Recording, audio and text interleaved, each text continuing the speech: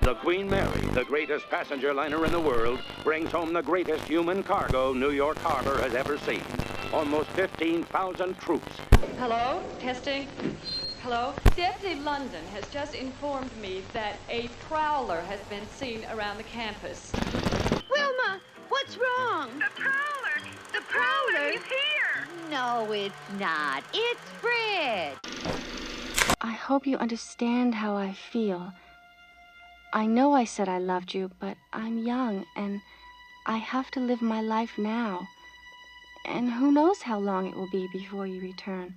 June 28th, 1945.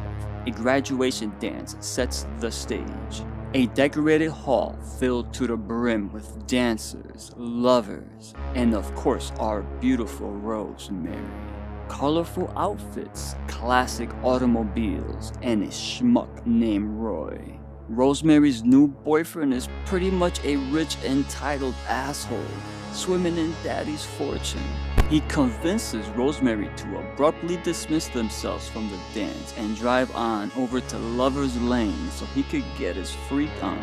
The silence. No other soul is abundant, with only his Rosemary by his side. Her fragrance intoxicating. Unbeknownst to the young couple, the Reaper comes.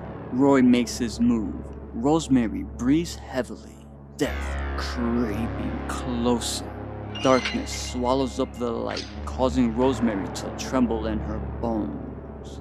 Roy dismisses her concerns. He moves in closer, her smell driving him.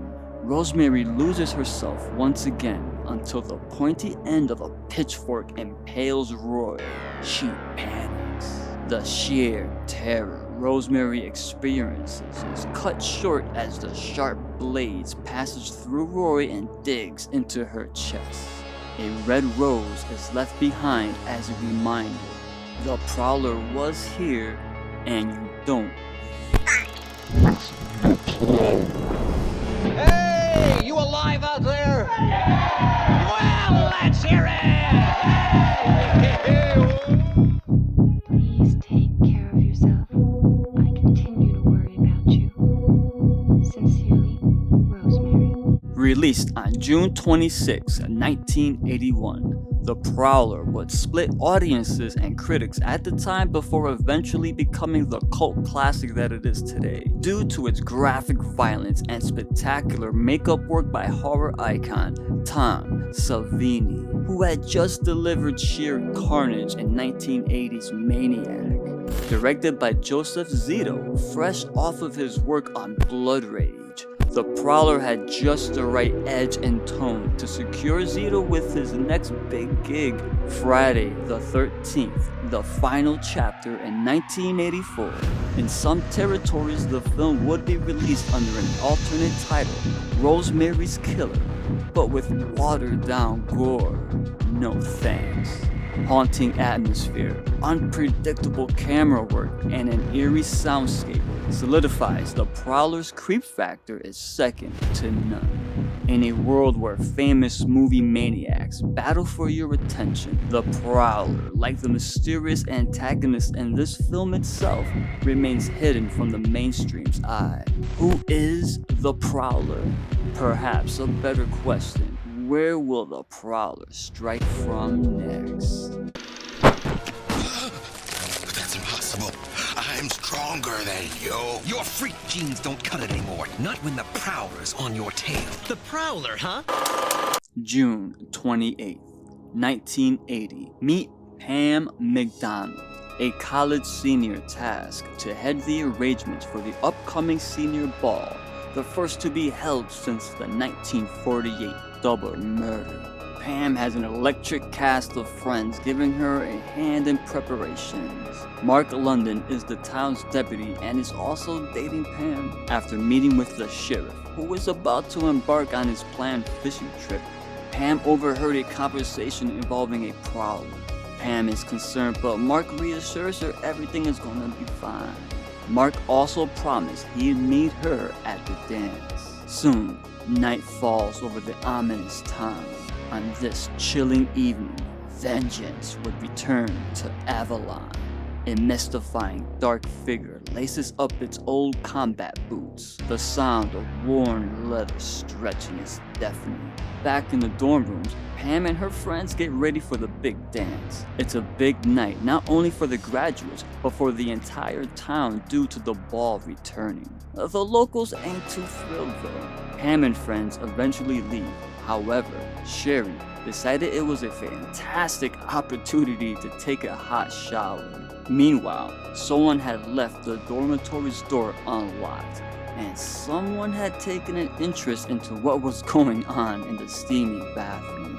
The dreaded POV draws closer to the shower until Sherry quickly opens the sliding door.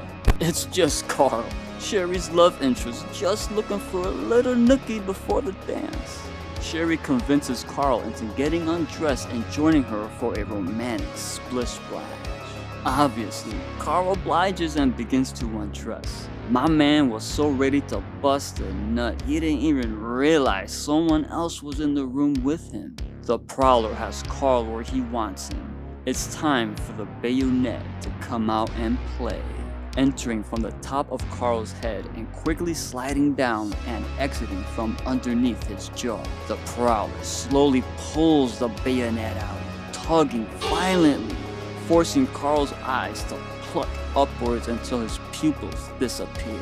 Sherry, meanwhile, is oblivious to the gruesome assassination in her bedroom. She continues to relish in her steamy shower as the Prowler is considerate and cleans up after himself. Sherry calls out to Carl as a distorted shadow slowly creeps towards her. Thinking it's Carl, finally, Sherry slides the shower door open only to discover the Prowler, once again holding his classic pitchfork. Fatality. Back at the party, Pam throws a hissy fit at Mark out of jealousy and returns back to her dorm. The water's still coming down from the shower. Pam believes Sherry is still in there after all these hours later. What the fuck? Inside the shower, the Prowler has both Sherry and Carl's bodies strung up like pieces of meat. Another rose is left for poor Sherry. Pam, still unaware of her friends' carcasses in the shower, changes into a fresh dress and back to the party she goes, but not before hearing the floorboards creaking just above her. Her curiosity gets the better of her as the Prowler reveals himself to Pam, followed by a lengthy chase that leads her to the grasp of Major Catherine, a wheelchair-bound veteran that keeps an eye throughout the town. The actor playing the Major is well known for his role in Reservoir Dogs, but I prefer Lawrence Tierney as Elaine's dad. We had a funny guy with us in Korea. Tail gunner. They blew his brains out all over the Pacific.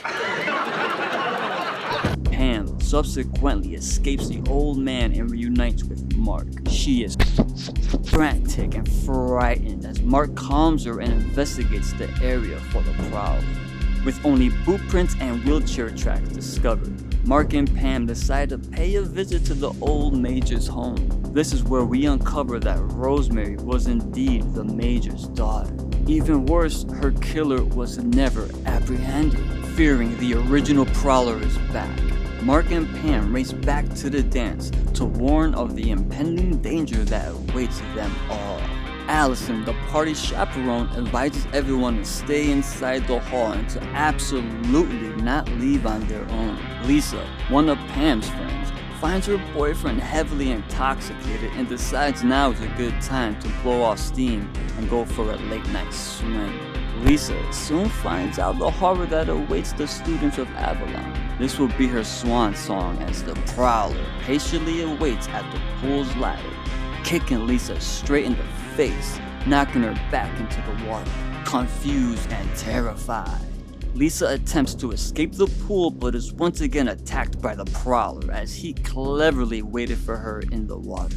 The madman gradually slits her throat with his bayonet. Blood turns the water red. Back inside, Paul, Lisa's boyfriend, is detained by Mark for being a complete drunken asshole, and Allison, who went looking for Lisa, is brutally stabbed through the neck by the Prowler.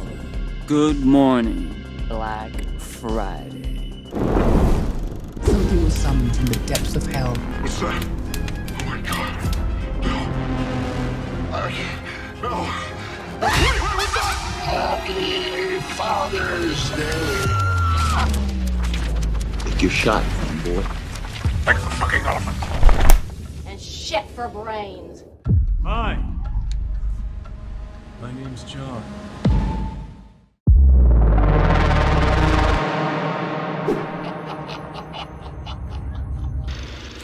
Mark and Pam go visit the Avalon Cemetery after a local tips them off of suspicious activity. There, they discover an open grave that once belonged to our dear Rosemary.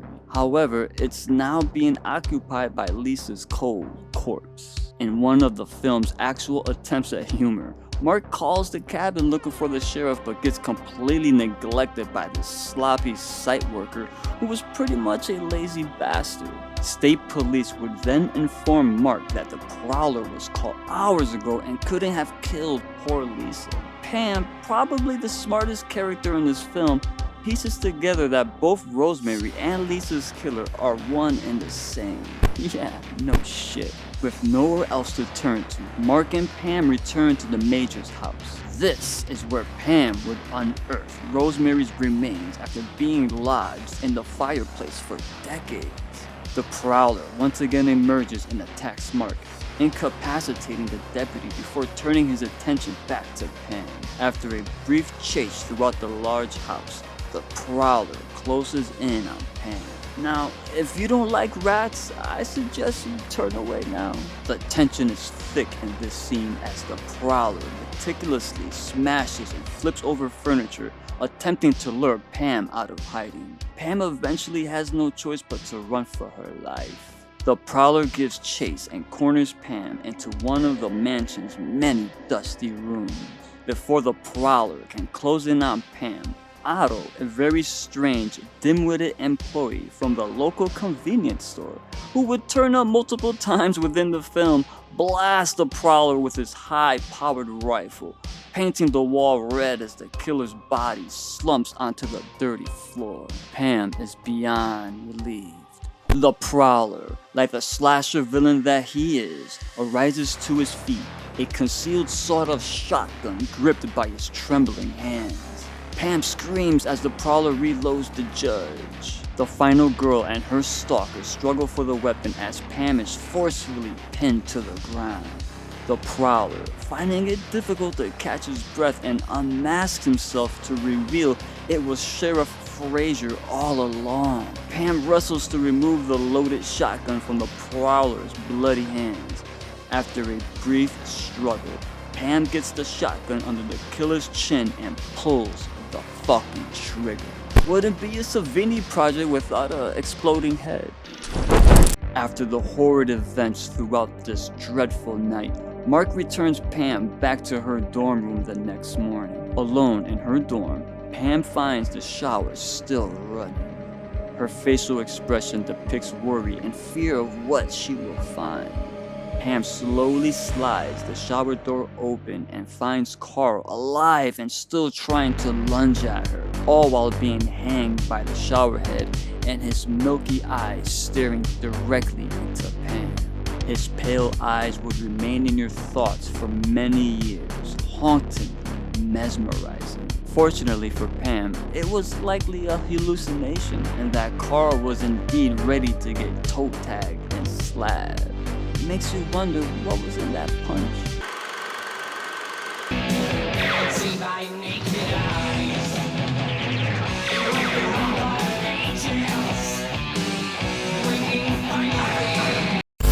The Prowler is a magnificent little slasher flick. The villain is memorable. The emphasis on his boots as opposed to giving you a clear angle of our antagonist was pure genius. The direction always kept you guessing with the elaborate camera work, while sometimes deceitful was always done by design and it just works. The music is also a nice addition to the cool production techniques. The tones and tempos switch back and forth seamlessly to enhance what is happening on screen, keeps the soundtrack aspect fresh and less repetitive. It keeps your ears diligently listening. The kills in this movie, while lacking flair, feel most realistic when it's just the Prowler impaling and slicing up his victims like pieces of meat. Definitely some of Tom Savini's best work. Fun fact! The Prowler was played by 3 different actors, including Tom Savini for all the close-up kills. Badass.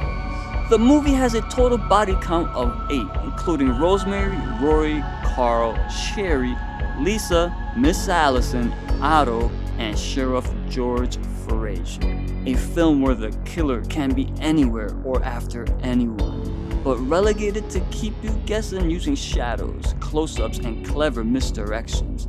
It really does need to be appreciated more. Sure, most fans like their slasher villains to have more personality or charisma, but in The Prowler, it's really something to be admired when your killer's murder sprees are overshadowed by the dread and trepidation that follows death until it's your turn to meet your end. Who is the Prowler? Well, the Prowler can be anyone and can also be anywhere. There is always someone looking for revenge, and you just might happen to be in the way. Thanks for coming down to another episode of Horror Fiend Drive-In Theater. Beware the Prowler, and stay scared.